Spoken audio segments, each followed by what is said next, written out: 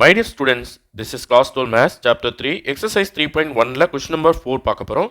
Solve the equation 3x cube minus 16x square plus 23x minus 6 equal to 0 if the product of two roots is 1. Okay, நம்ம first roots எடுத்துக்கலாம். Roots வந்து alpha beta காமான்னு எடுத்துக்கிறேன். இப்போ ஏதோ ரெண்டு ரூட்ஸை multiply பண்ணால் எனக்கு வந்து 1 வருது அப்படின்னு சொல்லியிருக்காங்க. Product of two roots is 1. Let alpha into beta equal to 1ன்னு நான் எடுத்துக்கிறேன்ப்பா.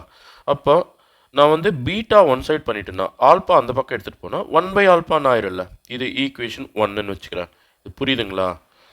ரெண்டு ரூட்ஸை மல்டிப்ளை பண்ணால் 1 வருது answer. Product of two roots equal to 1ன்னு சொல்லியிருக்காங்க. அப்போ நான் ஃபஸ்ட்டு ரெண்டு ரூட்ஸை மல்டிப்ளை பண்ணுறேன், எனக்கு 1ன்னு ஆன்சர் வருது. அப்போ பீட்டா ஒன் சைட் பண்ணிட்டேன்னா பீட்டா ஈக்குவல் டு 1 ஆல்பா. இந்த ஆல்பா அந்த பக்கம் எடுத்துகிட்டு போனால் டிவிஷனுக்கு போயிடும். ஓகேவா? சரி, இப்போ சிக்மா 1க்கு வருவோம். சிக்மா 1 என்ன? Alpha plus beta plus gamma equal to minus b by a. இங்கே பாருங்கள், இது ஏ, இது பி, இது சி, இது டி. சரி, இப்போ நம்மளோட பி யார்? மைனஸ் 16. அப்போ minus of minus 16 by 3. So minus into minus plus ஆயிரும், 16 பை 3. ஓகேவா?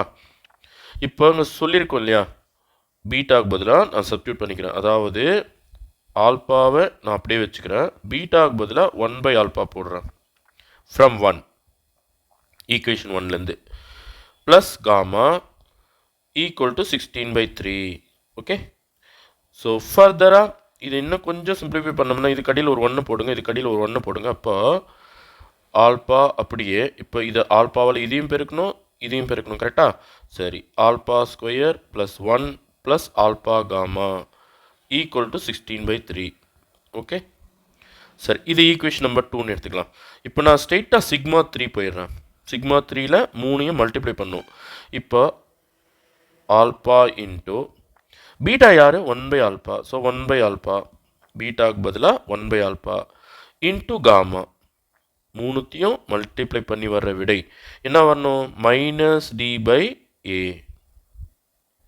Okay, minus d by a. இப்போ நம்ம ஆல்பா கேன்சல் பண்ணிக்கலாமா?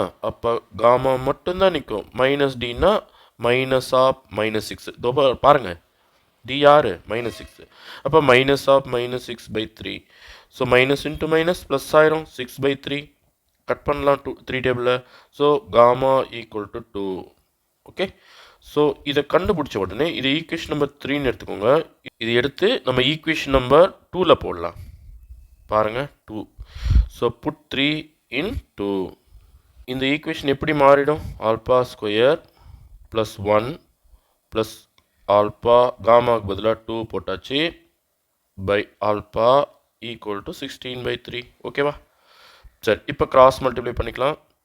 இந்த டேர்ம்ஸ் எல்லாம் 3ஆல் மல்டிப்ளை பண்ணோம். இப்போ 3 இன்ட்டு ஆல்பா ஸ்கொயர் ப்ளஸ் இது நடுவில் எடுத்துக்கலாமா, 2 ஆல்பா ப்ளஸ் 1 ஈக்குவல் டு இது வந்து 16 ஆல்பா இருக்கணும். அப்போ 16 ஆல்பா.